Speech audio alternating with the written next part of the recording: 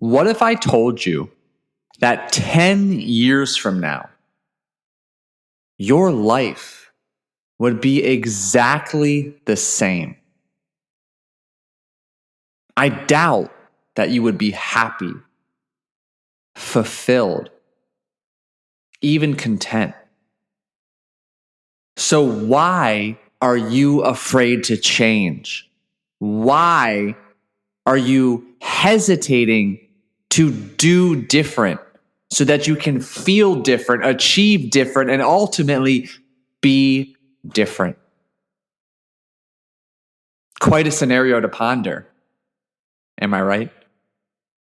What's up? Welcome back to another episode of the Scratch Golfers Mindset Podcast. Spoiler, it's not just a golf mindset podcast. This is a peak performance and personal development podcast designed to help you understand where, why, and how you continue to get in your own way and to empower you with the wisdom, the candor, the honest truth and strategies you need to get unstuck, out of your own way, and unlock your potential. My name is Paul Salter. I'm your host, a high-performance mindset coach and hypnotherapist, and I'm thrilled that you're here. And today I want to do something I don't do often, but I want to throw it back. Twice a week, I produce content here on the pod, and I get it. You're busy. There are only 24 hours in the day, and there are likely episodes that either you missed altogether or episodes that, you listen to some of it in the car, some of it while you're working out, some of it here, some of it there. You didn't fully get to digest all of the insights, all of the wisdom shared by the phenomenal guests that have graced our presence. So I want to throw it back to episode 102. And I want to reintroduce you to the creator of the mental golf type, author of Golfer's Guide to Mental Fitness, Mr. John Weir, who has over 23 years of mindset and coaching experience. He holds a psychology degree, is an NLP master practitioner, and a board certified hypnotherapist. And John and I's conversation, incredibly insightful, practical. And if you do as I ask and challenge you to do with each conversation and actively listen, be an engaged participant, taking notes, making notes, and then applying what it is you learned from John today, it will absolutely make you a better version of you and a better golfer. So we're going to throw it back. Episode 102 is going to drop here in this episode in just a couple of seconds. I know you'll find immense value. And even if you did listen again, because you're much further along in your journey than where you were the 5 or 6 months ago when this episode came out. And I remind you, as always, it means so much to me when you take 30 seconds to leave a genuine rating and review on Apple Podcasts or wherever it is you listen to today's show. Thank you. And without further ado, let's reconnect with that conversation I had with John. John, thank you so much for joining me on the show today. How are you? I'm wonderful. Thanks for having me. Really excited to be here. Likewise. And we're going to dig in. I am so curious to know, how do you define hypnosis? Oh, that's a good question right off the bat. I define it as something that's based in the natural science of our mind. And when I look at defining what hypnosis is, it's a little bit longer than just a simple sentence or two, but it's 4 brainwaves that we primarily are oscillating through all the time. And once we start learning how to tap into that learning state or those learning brainwaves, that's what can really amplify things. So it's a really natural process. 4 brainwaves we oscillate between: beta, where we're at now, hopefully, wide awake, alert, aware. Alpha, if we're playing golf, this is our zone state, relaxed awareness in the present moment, nice and absorbed into what we're doing. Theta brainwaves, that's Saturday morning whenever you're hitting the snooze alarm and going into those nice lucid dreams. It could be pretty synonymous with those theta waves. And then delta, which is our sleep state. So what hypnosis is it's getting us back into those alpha and theta brainwaves, which are our learning states. It's where we're really receptive and can just absorb information like we did as a child. So it's more about getting into a receptive state and being able to fill the mind with information you want to act on it. Finally get it in there to, again, take action on it and produce more of what you want. Phenomenally said. And I really want you to hear, for those of you listening, how many times John said natural state of mind. I often joke, but I'm serious when I say, whether it's Las Vegas or Hollywood, they paint this picture that is this form of brainwashing and mind control. But as John alluded to, it's a literal natural state of mind that, if you learn how to access, can become incredibly powerful. John, tell us more about, that receptive word you used to describe this state. We're receptive to information, suggestion. Why is that valuable? Well, it's really valuable because when we're trying to make a change at this conscious state, we're hitting a wall. I mean, once we start to become fully adult and our brains are fully developed, our beta brainwaves are primarily just designed to critique and evaluate this bombardment of information we're exposed to. So it's just a filter. It's saying, is this right for me? Is this not right for me? Is this good for me? Is it not good for me?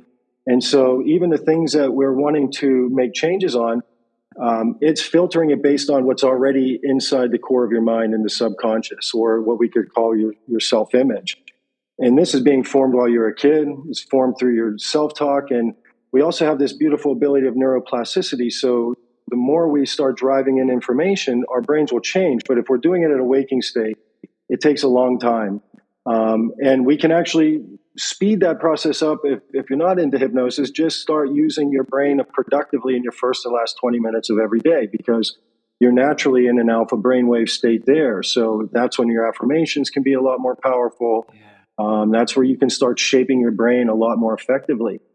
But when you really look at it, when I was studying the brainwaves of adolescence and childhood, kids are always in alpha and theta brainwaves. I mean, this is the states that they're in, and this is where our massive feats of learning really are taking place, Paul. I mean, when you look at language development, understanding mathematics, learning to read, all these these roles that we have from society and in our families and all these things, children are just soaking it in like a sponge, and they're just acting upon it. There isn't that filter saying, no, I don't know if this is right for me or if it's not.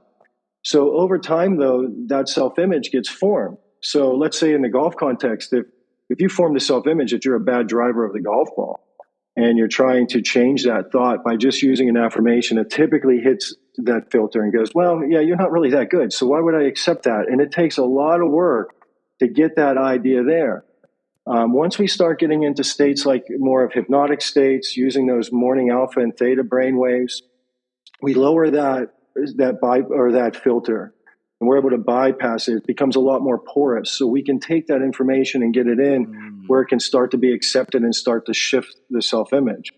And once that self-image shifts, everything changes. So your subconscious is always trying to make that right. Its job is to support that picture at all costs. So it doesn't evaluate if it's positive or negative.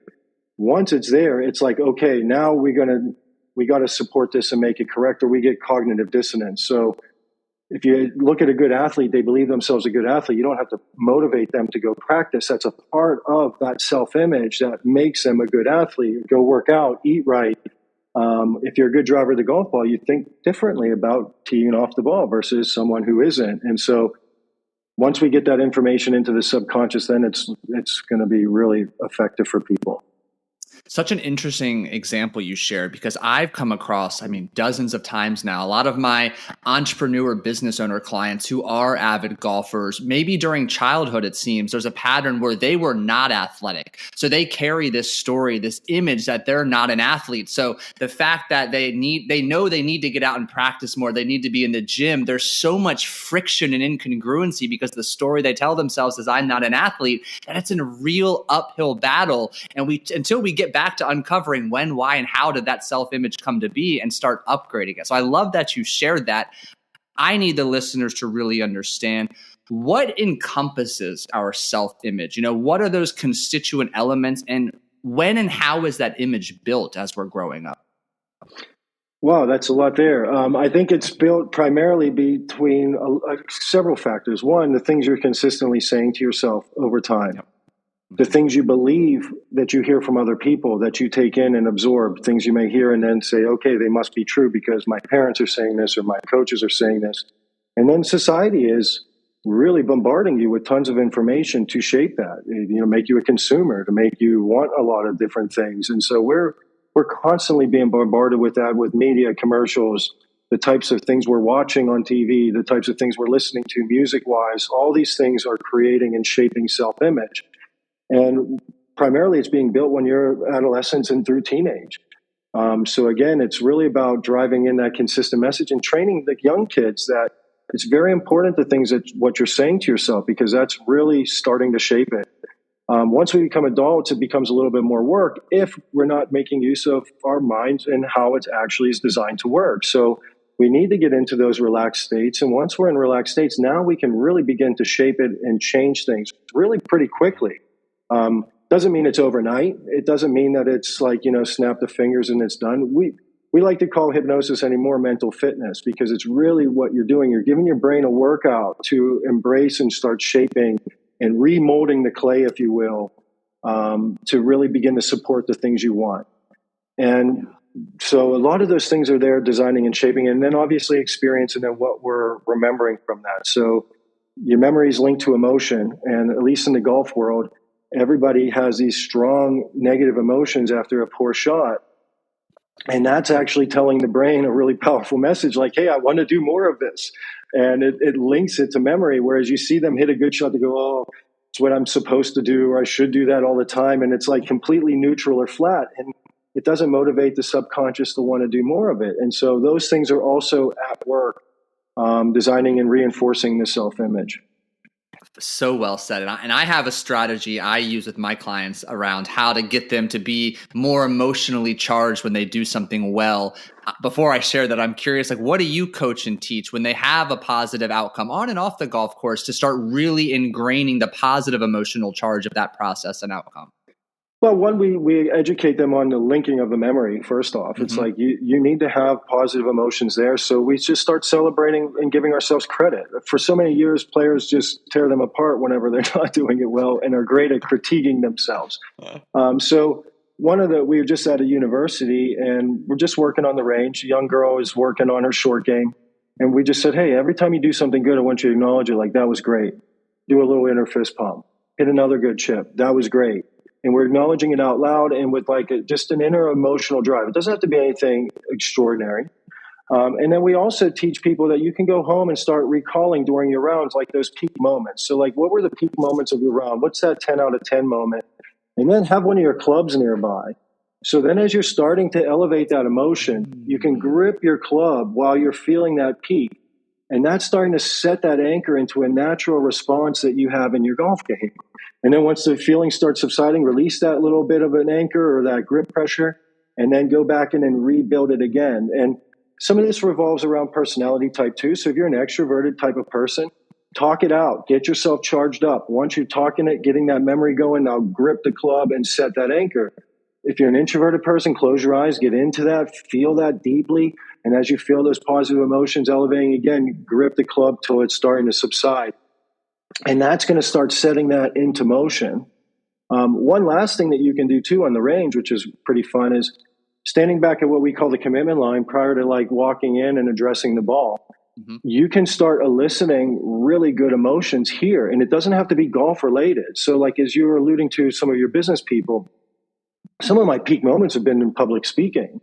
So I used to think and say man, when I felt so free and fluid and so confident, and I'd start recalling the speech and I start generating that confidence and I'm walking in and addressing the ball, doing my normal routine and going. Because again, we have what's called a spatial anchor. And that spatial anchor can be around the golf ball and you can train that to be whatever you want. So I say, well, I want to feel confident. So stand back, elicit confidence from an area of my life or my golf game and take that right in, take my shot on the range. And I'd step back and say, what else would I want? Maybe a sense of freedom.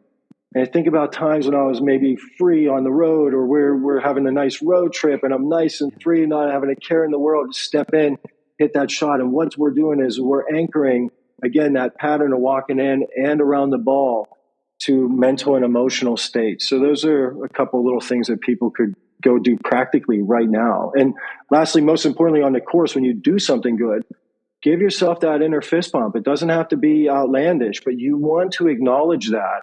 And then strive for more neutrality with your errors so that we can get the learning from it, because the emotion will cloud the adjustment process or the learning process there. So It's a better strategy, in my opinion, than critique and beat up.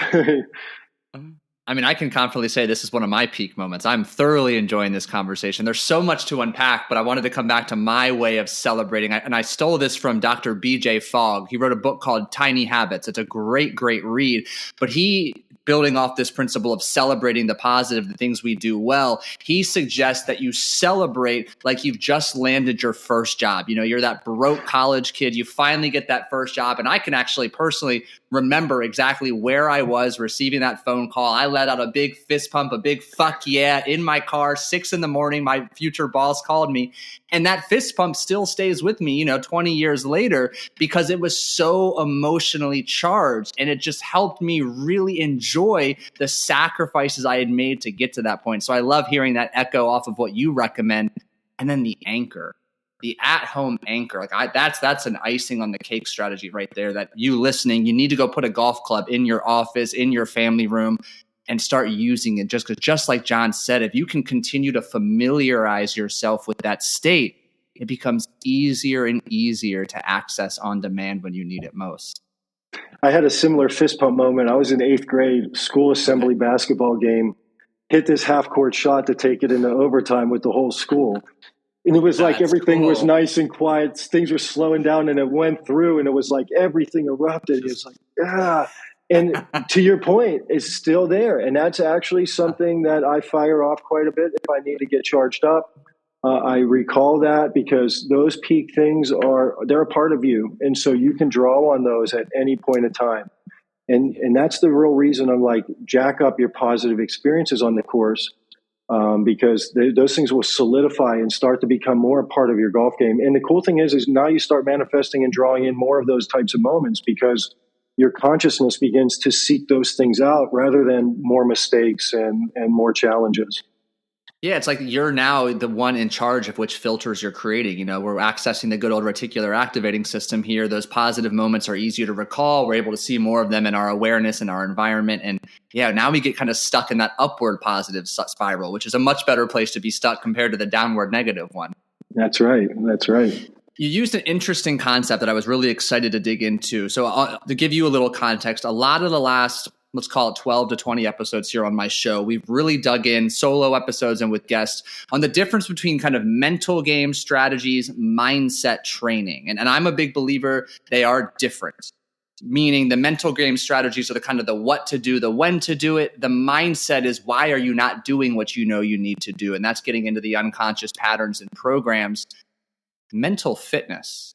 I had not yet come across that until I was preparing for this. Further define that for us. What is mental fitness and how can we begin to actively strengthen or cultivate mental fitness? Yeah, I mean, first off, it was a creative reframe on hypnosis because I was just tired of having to go through and tell everybody like, okay, like this isn't the movie thing. Trust me, if it was that way, I would be sitting up in the hills in my nice mansion and, using my pendulum to get what I want. And it's not that way. And also there's a misperception that it's some sort of magic bullet where in behavioral changes, we can create really accelerated changes. So somebody could stop smoking or begin a new weight loss pattern or get motivated or, overcome something that's there. But those types of things have a finality to it where it's like, you're smoking or you're not. So like sometimes people where their readiness to change is there. Others need more sessions in order to accomplish that. When it comes to athletics and sports, it's almost like your physical fitness. Like, at what point is you say, well, I'm physically fit. Now I don't need to do anything for my body, right? As soon as you do that, you're already going downhill. What we want to drive in for players is you don't have to wait for you to have a struggle or be in a problem situation or a slump to want to make an improvement mentally or to make a shift. So mental fitness is trying to drive in a new concept to say, like, you want to put your brain through just as much of a workout as you do your physical body. And that's doing like a full hypnosis session at home. That's taking the time in those the last 20 minutes of the day to be driving in proper affirmations and to elevate that awareness through the day. But primarily it's there to say, hey, I want to drive this concept in, let's say, going back to our early example, to be a better driver of the golf ball. So I'm going to set aside 20 minutes, just like I do for my body every day, to go within that receptive space and either listen to an audio or work myself actively through mental rehearsal in order to strengthen my brain and build out a more grooved neural pathway. And I heard this one, I think it was a Joe Rogan podcast with one of the neuroscientists was on, and he was saying like now they're proving that like you're doing mental rehearsal and doing it vividly, you're getting up to 50% of the same gains in your nervous system and in your brain as doing physical work. And what I tell people is your mental fitness can always be perfect. So it actually, in the golf world, it might be actually even more productive practice to accelerate skill acquisition, to accelerate the changes and improvements you're looking to make, whether it's emotional, technical, or physical. Your brain is the driver of everything. And so a big misconception is I got to be struggling, or, oh, it's only for pros, or it's this thing. It's like your brain's governing everything in your life. And so doing that mental fitness daily or striving to do something like that is an excellent way to be building your self-image, to getting more out of yourself, to being more productive, happier out there. So it's kind of what we're bringing it to. It's basically doing like your own hypnosis session every day and taking advantage of your brain's neuroplasticity and that innate power that we have. It's truly a catalyst for next level growth, success in every domain of life. I love how you frame that. I'm curious, when you are coaching, is there any element of regression in your hypnosis that you utilize as another change modality? When I was doing a lot of behavior mod, yes, I did a lot of regression work. There can be, yeah. Most of the time now, I'm not doing it as much to imprint removal, but more about eliciting successes and really driving in those successes all the time, kind of like what we were talking about. If there's some major scar tissue, let's say from a really bad event or a big mistake where you get DQ'd unnecessarily or different things, sometimes those can go in to help to recontextualize the way we're thinking. Again, we get stuck in patterns or we get stuck in a very limited way sometimes of viewing a situation. So again, going into a state of relaxation and allowing our brain to be a little bit more peaceful in that situation can sometimes bring a lot of new insights and help to bring a lot of clarity to move things forward. So well said. I love that. Mental fitness. That's such a great analogy framework. It's a little bit more relatable, easy to digest again, because I empathize with you. Okay, hypnosis is not X, Y, and Z. I'm not extracting your deepest, darkest secrets. I'm not going to get you to cluck like a chicken. I get it. So I like that framework as well. Very digestible. And it reminds me too, kind of this is circling back to an earlier point. Like my listeners know, as John and I are recording this, I've got a 10-month-old at home. And just watching his rapid development every single day is nothing short of incredible. He's also my little guinea pig. I share so many positive affirmations with him every day. You are strong. You are confident. I believe in you, and the list goes on because again, I'm trying to capitalize on just how receptive and open he is at this age. And it's so fun to watch, to say the least. It very much is. And my sisters have done that with their kids, and the growth that those kids have and how open they are to doing things and how confident it's extraordinary. And we can give that gift to everybody with the way we talk and know that everybody's being receptive to that. So most especially give it to yourself. I always tell people, when you get on the plane, they say when that, if anything happens and the oxygen mask falls, put it on yourself first so you can best take care of people. Make sure you're doing that for you to you, because the happier, more confident, positive you are, the more you're going to go and share that out there with others as well. So, yeah, really well said. So we're going to pivot. And really, it's interesting, as I got back involved in golf a few years ago after not picking up a club for, 16, 17 years, even one of my own patterns was like, okay, go see what the best players are doing, those on tour, and quickly try to mimic that as much as possible. What drills is Scotty Scheffler doing? What's Rory doing for his fitness? Yet, as I was preparing, and I already knew a lot about you and your work, but as I was really digging in here, one of the mistakes that people make in just trying to mimic the pros is it completely disregards their personality style, their preferred learning preference. And that really shook me when I heard that or read that for the first time, because you're right. Just simply trying to mimic the best of the best, it may work for you if you happen to get that 1 in a million perfect alignment, but 99 times out of 100, it's not quite aligned with how you learn, how you're receptive to information. So talk a little bit more to our listeners about the importance of really understanding your personality type and your learning style to accelerate results. Yeah, so this has been the pursuit for the last well, 13 years now. It's been more a big obsession. And it comes back to what you're saying. Like when you look at the greats have never tried to be other people. They've actually taken a lot of time to develop their own self-awareness. They've been around really good coaches and people helping them to build their mindset and understand themselves really effectively. And so then the challenge is we see success in one area and we all say, well, let's just follow that. And that may or may not be good. And especially in a game like with golf, what it comes down to, everybody wants to be consistent. And what we realize, when we're looking at universal patterns, what's the zone? We're in nice alpha relaxed brainwaves, but what puts Paul into that state might be a lot different than me versus Tiger versus Scotty, etc. And then we look at universally again, what stops our zone state and what's going to break down athletic performance the most, and that's stress. And most people don't look at stress in golf, but this is the thing. It's how our brains are making shifts under pressure. And it's not just acute stress. The majority of consistency issues out there that's breaking down motion is the subtle stressors. And so the basic science of stress is once you're starting to have any type of fight or flight response or a stress response, cortisol starts shifting and changing into your brain. And that cortisol acts like a paralytic. So it's going into the motor cortex of your brain and literally acting like a vice grip on it. A real simple example you can think about is if I put a board on the floor right now and I had you walk across the board, it'd be a really, really simple task.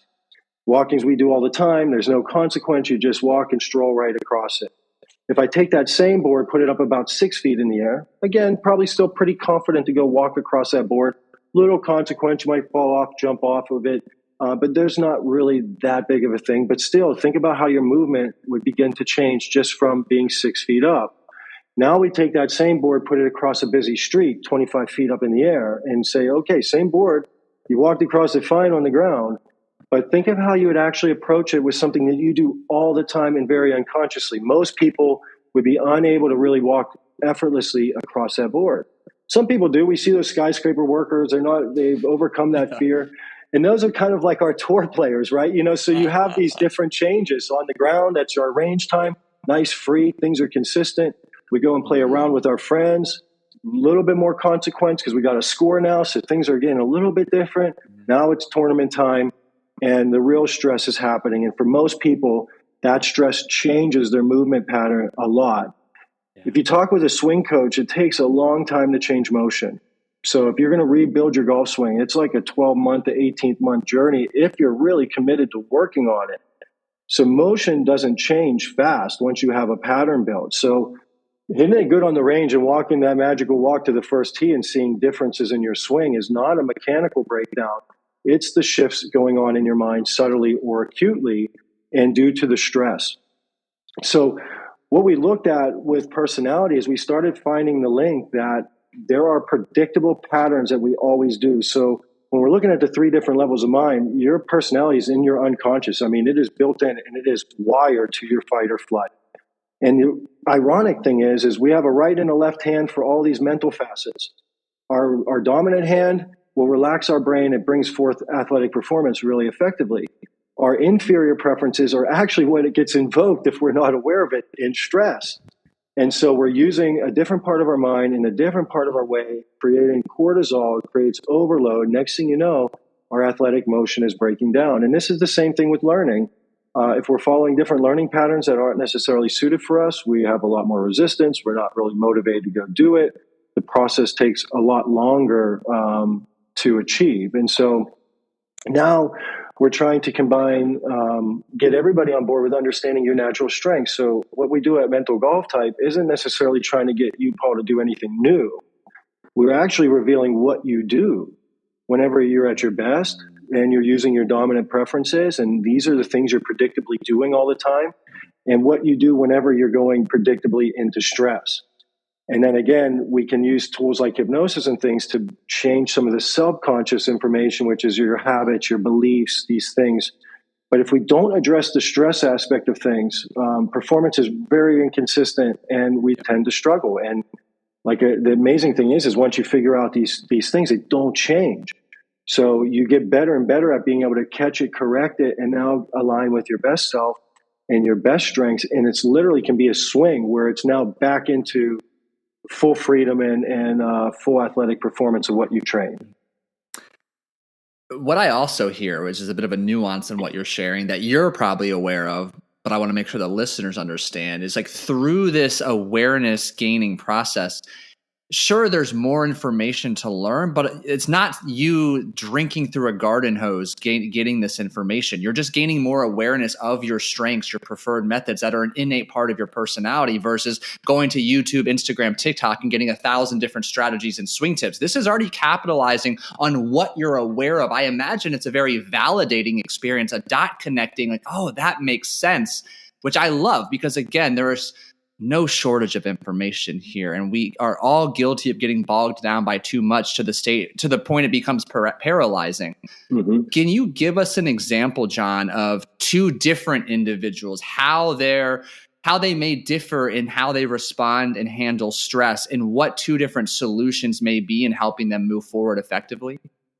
Yeah, I mean, you could just look at Tiger and Phil. I mean, those are two polar different personalities, yet they've also had wild successes. I mean, Phil's won 50 times plus, right around there, and Tiger's in his, 80, 90 wins. Mm-hmm. So both wildly successful athletes, but approach the game much different. One distinction that everybody could go do right away is even just, we have four facets of our personality that we look at and we measure with our free fitting. Is one, your energy source. So you can either be extroverted or introverted. Now, this is often stereotyped, kind of like hypnosis, where it's all social, and that's really not what it is. It's about how we're directing and utilizing our mental energy. So if we want to use Tiger and Phil, great example. Phil is extroverted. Their brains work better as they're talking, as they're putting energy out into their environment. So as they put energy into the environment, through verbalizing, through exuding it with their body language, through even just scanning with their eyes, they're soaking in and getting more energy back. So when you're watching Phil at his best, he's verbalized, talking it out. He's talking with Bones. Hey, this is what I want to do. This is what I see. These are the details I'm seeing. And his brain is actually processing and firing better through verbalization. Tiger, on the other hand, strong introvert.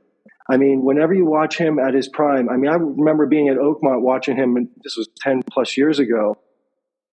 I'm waiting for him on number 2, and he comes in. I mean, it's like he's got blinders. His eyes are on his ball. He's like literally in this like racehorse mode where he's disconnecting from all the environment. He's in his own space, he's in his own world. Even as he's walking, his eyes have this little bit of a downward gaze, even though he has nice, confident body language. You see him processing things fully before he articulates to his caddy or anything. Most of it's all internal processing. Now, what's interesting, though, is you see things get off when people get stressed. We literally do the opposite. So watch Phil. He gets quiet. You go back and watch it. His head comes down. He gets self-contained. He stops talking. And you start seeing performance literally derailing at that point. Tiger slams a club. He looks out into the gallery. He's now soaking in all this external information. And now he's getting overloaded and things start falling apart. And so this is one of those really observable signs. So if you're an extroverted person in life and you enjoy that communication, talking, verbalizing, you don't have to go out and try to be like Tiger. You go out and try to be like Tiger, you're literally putting a hamper on your athletic ability that just by talking out your shot will already boost your performance. I mean, it's really, really simple strategy to do. And then be really aware whenever you're getting quiet and vice versa. Introverts with their friends, right, can sometimes start losing their energy because they're leaking it out. Eventually, performance, they start losing their focus. Well, if that's the case, find time to like grab your wedge and walk to the green and like carve out a little bit of time for yourself there, or make these little pockets where you're getting more absorbed into yourself, because that's going to help boost your energy and actually get you moving forward. And Tiger and Phil, if you watch why Phil struggled with him in the last groups, Tiger never talked to him. He like iced him out, and then like among other things. But like, and it's pretty interesting to watch, and you'll see this very observable. And we also have a focus facet. So believe it or not, there's different ways we focus. Mm-hmm. Some people are more into details, systematic, linear type of processing. They like the specifics. We also have an intuitive part of our mind that looks at more big picture concepts, theories, the types of patterns that are there. So like a real simple analogy is like a sensor would be on the ground floor of a forest, taking in all the details where they can touch it, see it, feel it, look at all the things very detailed. The intuitive person is primarily in the helicopter. taking in the topography and seeing more of the generality and the overall picture of things. Well, this comes into play with our targeting and our focusing at addressing things. So we take for granted, we get like this idea, aim small, miss small. Well, it sounds great for a lot of people, but for myself as an intuitive, it's like, again, putting the vice grip on my brain. The more I get into that smaller target, the more my mind gets locked into mechanics. And vice versa. If you have a sensor who likes that detail and that precision, when they start getting stressed, they just start using real vague targets like, oh, it's anywhere out in the fairway, or I just need to hit the green. And when they're doing that, their brain is missing that critical information that makes them feel comfortable and relaxed. So again, more overload, the brain starts secreting cortisol. That cortisol clamps on the motor cortex, and we see changes in their swing. So the swing breaks down, but it isn't because of the mechanical breakdown. It's due to the brain's subtle shifts in the secretion of the cortisol. And so a lot of players have a disconnect.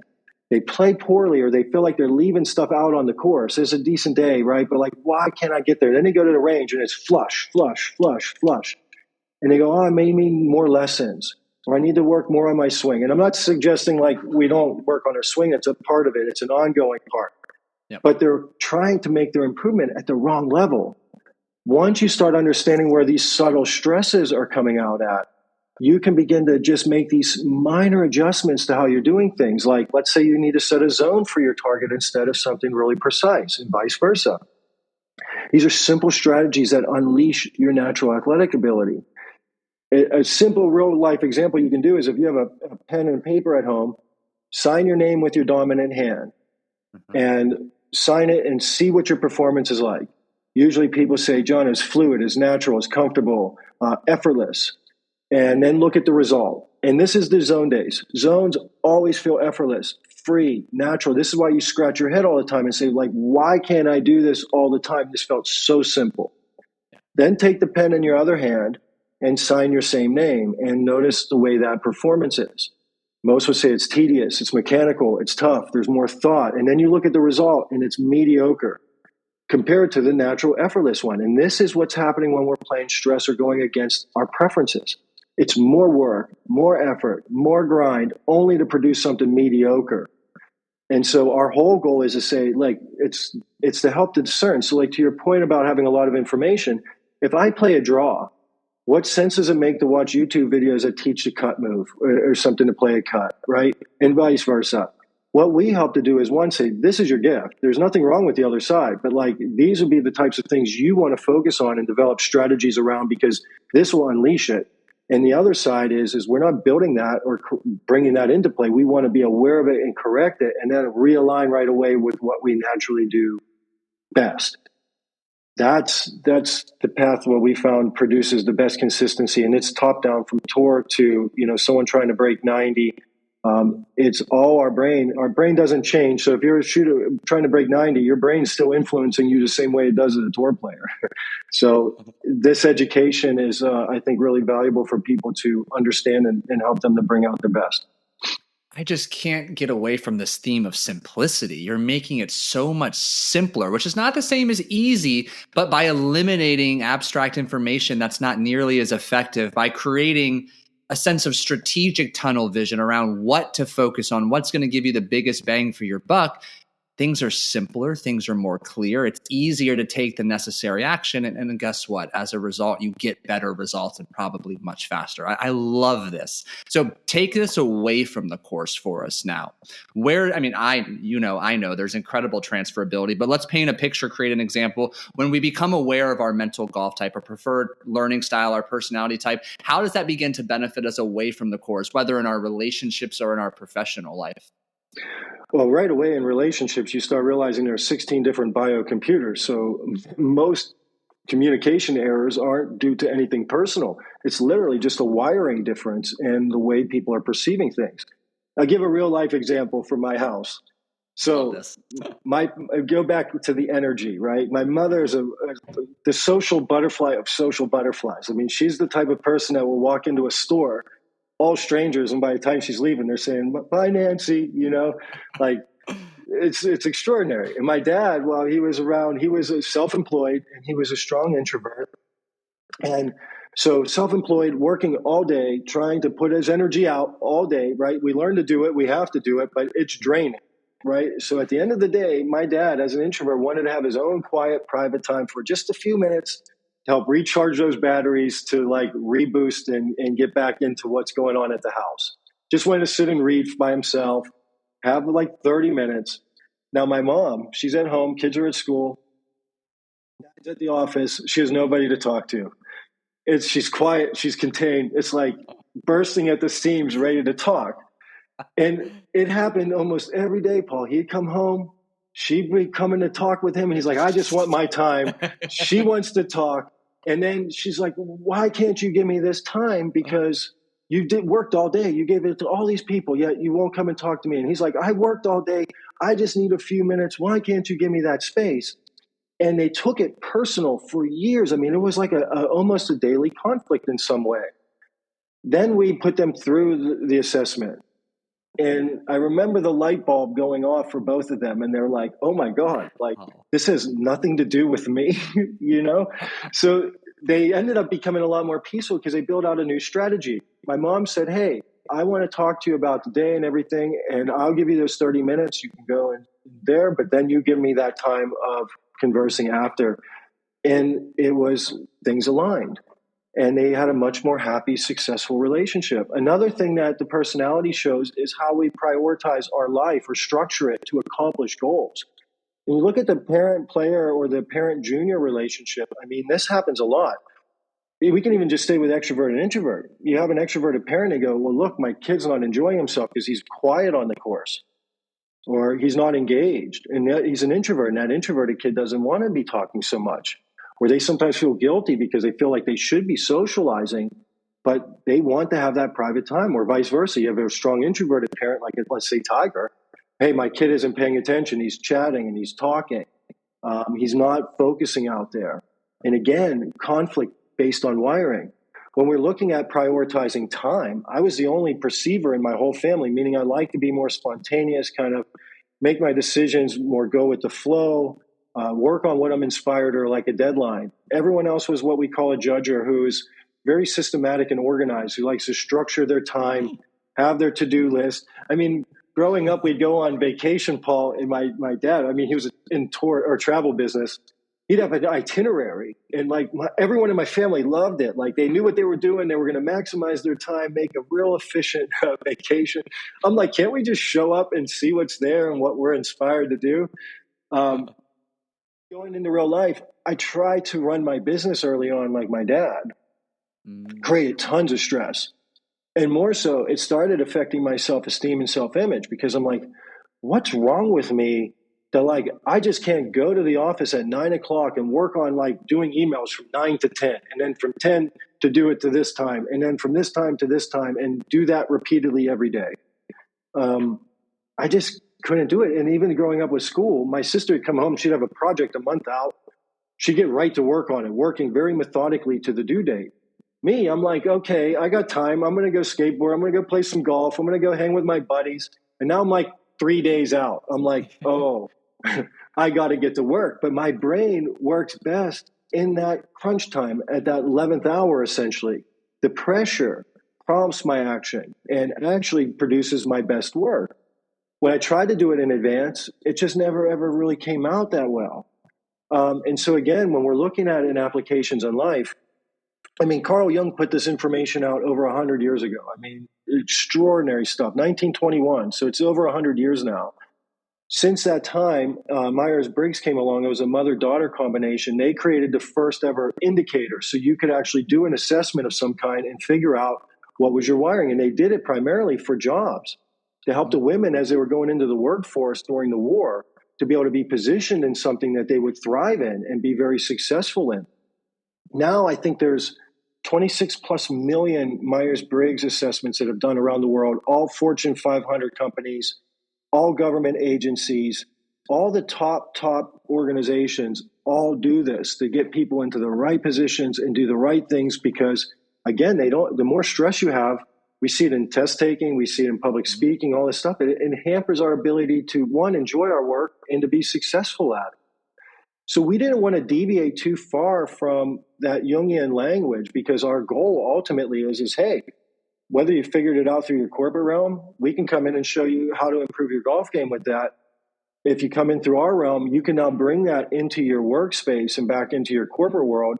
And then there's another organization. It was called, I don't know the actual name of it, but it's MMTIC is Right. the acronym or the initials. And that's all for adolescents and their study habits and for school and for test taking abilities and all these things. Now, what we wanted to do with MGT was a little different than what was ever done before with typology. A lot of the personality stuff were descriptors. And so you look at it and you go, well, that sounds like me. And that's great. But what do I do with the information? Yes. So what we found was that link, and it's only through golf. I mean, golf is just set up so amazing in a little microcosm of life that it revealed it. It wouldn't have been done in life, because we just go into boiled frog syndrome is what we call it. It's like you're in the water, it's slowly gauging up, and next thing you know, I'm burnt out at work. You're not able to perceive the changes. But golf is set up in this unique way where you approach a new situation, you have to evaluate information, you have to make a decision about it, you have to select an action to do. You prepare for that action, you step in, do that action. Now you have to reflect on it, and you have like this grace period of time where you got to soak it in, and then you have to do it again and again and again. What we started to see was that shifting into stress and how these tools and these personality traits are actually being used in life, or specifically through the golf game. But it shows that progression. So it's not just information now, it's actually the application. Then you go into the workspace, you feel that same progression. Like for me, I'm like, oh, I'm getting too detailed into things. Let me just take a step back and like evaluate it from that 50,000 foot angle again and see how this is all connecting. Or I'm getting too structured and rigid into my scheduling. Let's bring a little spontaneity, get back into what I do better. Everything will flow a little better, or vice versa. Like maybe since you're scheduled, you may not have enough schedule. Hey, let's get a little plan in place. Let's put down what I need to accomplish, get that to-do list checked off. Next thing you know, you're back in action and being very productive. So sorry for the long-winded thing there, but we wanted to do it for the game. And I'll be honest, when I was doing behavior mod before, the hospitals are referring me all kinds of people. The doctors are saying, you got to do this to change your life. And yet we needed every mental gymnastic tool to get people to do something positive. Yeah. The beautiful thing with golf is it's created this most beautiful learning environment where people are encouraged and excited to go and learn it and everything. And so indirectly, we want to bring that out to benefiting their life, benefiting their relationships, benefiting their business. But we use the game as that way to really bring the information to light for people, because they just seem to soak it in a lot better that way. Yeah, it's that application and integration from a joyous place that is out in nature and typically with buddies, or easily you're becoming new friends with strangers in a matter of a couple shots, a couple holes. I love that. And really what I hear too, John, as I'm listening and absorbing is, all of this knowledge gives you more awareness. And I almost feel like it creates a deep sense of acceptance. Like, okay, like I don't have to try to keep fitting a mold. I'm a round peg trying to get into a square hole, or vice versa. You know what? No, like this is who I am. I accept it. I can actually work with it. These are my strengths. I can go against the grain. I can stand out, and suddenly I'm finding faster results. I'm able to integrate and build off of this awareness I have to achieve the goal on the course and off the course. And I love that, because I feel, again, when we're in an age where there's no shortage of information rapidly available at our fingertips, we're so guilty, and I'm using a huge generalization here, but like, I'm just trying to be somebody else. Let me try this tip. Let me try this approach. And we've lost the ability to critically think effectively, to think for ourselves, and to be okay with doing differently, standing out. And you and I both know we're hardwired to belong, to fit in, to seek acceptance. But I love how I hear acceptance and I hear ownership. Like this is what works for me. Like, hell yeah, I'm going to roll with this, and I'm going to get those results I've been looking for. You nailed it. I mean, that's the key. Like, so our definition of the zone, we recontextualize it, and it's really you just being yourself. So going back to your earlier thing, why go and be like Tiger? I would only try to be like that if that's the way I'm wired. Yeah. But otherwise, I have my own strategy and my way of getting it done. And again, there's not one way that's better or worse. It's just learning how you're set up. And the thing is you're never going to get rid of this personality. Like, you can't change it. It's hardwired in at birth, or it's these really, really early on pre-selected unconscious responses I tend to believe it's just wired in. It's linked to fight or flight. It's more of the unconscious mind. So this is the main driver of everything. And so once we're becoming aware of that system we have, one, we accept other people more, and we actually become a lot more curious and critical. We're like, oh, that's really interesting. Look at how they're doing it, and I can understand that. This is how I do it, and that's also equally valid. But it's really just opens up a lot of different insights into things. And like I said, relationships improve, your ability to make progress in your life and things greatly improve. And again, it's not doing anything new. It's really understanding who you are. Now, if we share the same personality type, okay, we may have a similar framework that's governing the way we're thinking and the way we gather information, etc. But we're not the same person. And that goes into now what we talked about earlier with the subconscious and the hypnosis aspect. Your subconscious is the hard drive. So your personality is like your operating system. Like, you don't change the Mac. The Mac is a Mac. A PC is a PC. It's like you're not changing that wiring or that underlying operating system. So we want you to understand what is your wiring. So once you understand that, great. Now you look at the subconscious. Here's your hard drive. So now what's on that hard drive? Is it things that support you with a positive, healthy self-image and mindset tools and things like that that are getting you going and motivating? Or are they negative programs? And again, that subconscious will support the negative programs the same way, but it's all staying within that operating system. So again, if we can eliminate the stress, we now can go in and clean up some of those hard drive programs. Now what we're seeing in our state and the output of things in our life is just, it's going through the roof. And so it's kind of a combination of all three. Most people aren't even aware even of their state or how their self-talk is. And then if they do, they're trying to correct self-talk, but that's so ineffective because it's only such a small portion of what's really driving the show with those other two levels of mind. And it's very much a binary system. I mean, we're not as complicated as what we think. We're either hinging into best or we're in a state of stress. We're either going and drawing on positive references in the subconscious or negative ones. And it's amazing because our brains delete, distort, and generalize. What drives that? It's actually how we're going through that first filter. So an interesting thing to know is your brain doesn't discern whether it's a real threat or an imagined one. So if you have a gator pop out of a pond down in Tampa and chasing you down there, I mean, that's a threat. I mean, you're going to feel that. But your brain doesn't know the difference between that and going, oh, I don't want to embarrass myself on this tee box. Now, we have that imagined threat. Well, there's a consequence. Well, that fires off now the stress. So if we're not aware of it, your brain already shifts. So now we're hinging down into our underdeveloped functions in our personality level. So as we start using those underdeveloped functions that are linked to your stress, as it goes into the subconscious mind now, it deletes, distorts, generalizes, is now pulling all those negative references. It's going, oh yeah, that last time you topped the ball, or the last time you did that, or you embarrassed yourself, or remember this situation. And then that goes into your state. And what's your state? It's your emotional, the way you're thinking in the moment, and your physiology. So you see the body language change. They start seeing all these different behavioral changes, and it leads to a poor result.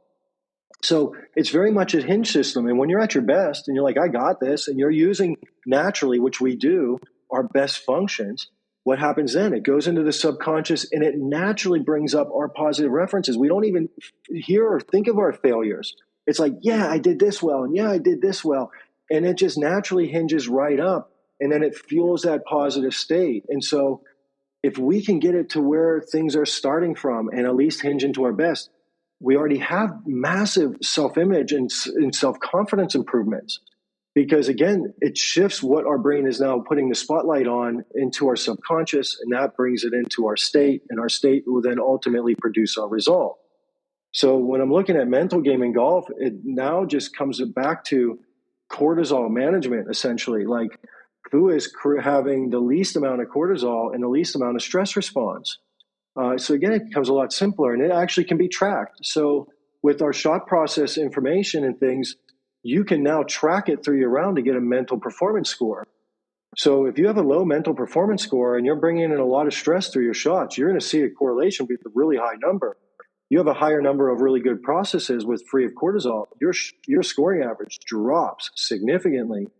And again, that's kind of where we're at with things. And if there's some other programming in the self-image, now we're using those tools, that mental fitness aspects, to build that muscle, change out some of those programs. And next thing you know, we're hinging up, hinging up, hinging up, hinging up. And it's just, we're seeing a higher number of really productive shots. And that actually is what unleashes the motor cortex.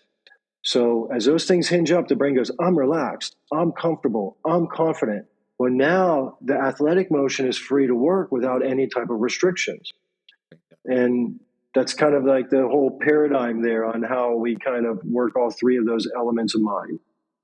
Fascinating. I mean, you've put in an indescribable amount of time, energy, and effort into just cultivating these principles, these frameworks, these methodologies. And I'm so grateful that I get to pick your brain here. I mean, what's interesting too is like as I'm listening, I keep coming back to, a lot of my listeners, and maybe you relate to this as well, are just go, go, go, do. Yet the beauty and the simplicity of everything you're sharing is in slowing down. Because now all of a sudden, when you slow down, we're inviting, or more likely to invite into that calm, that peace, that presence, which, gets rid of that cortisol. And that's when I always come back to this quote. I can never quite attribute it. It's not mine, but the voice of your subconscious mind is silence. So in those slowness, the solitude, the silence, we let our body, our subconscious mind take over. We can easily connect and harvest the power that's within it.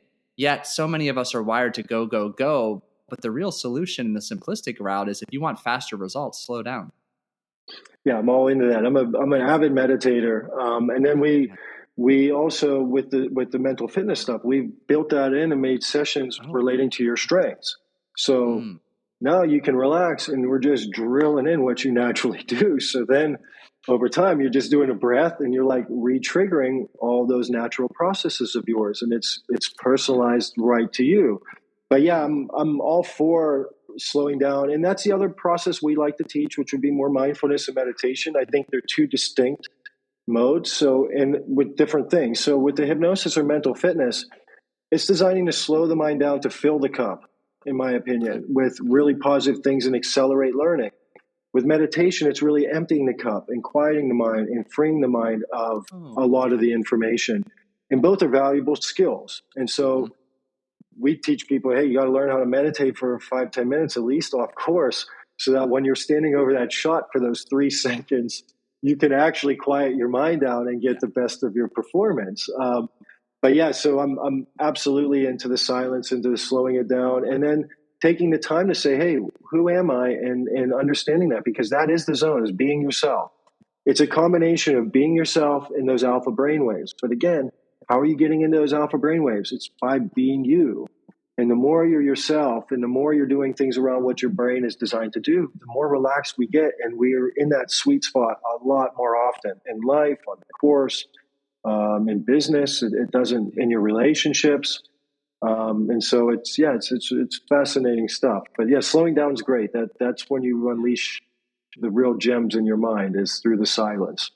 Yeah, I love that. And I'm going to get you out of here on this. It's one of my favorite questions I ask almost every guest, but I want you to imagine for a moment there is a billboard placed in the middle of a golf course, completely visible from all 18 tee boxes. And this billboard has what you feel is the most important message every golfer on that course needs to see. What are you writing on that billboard? I would just put be you.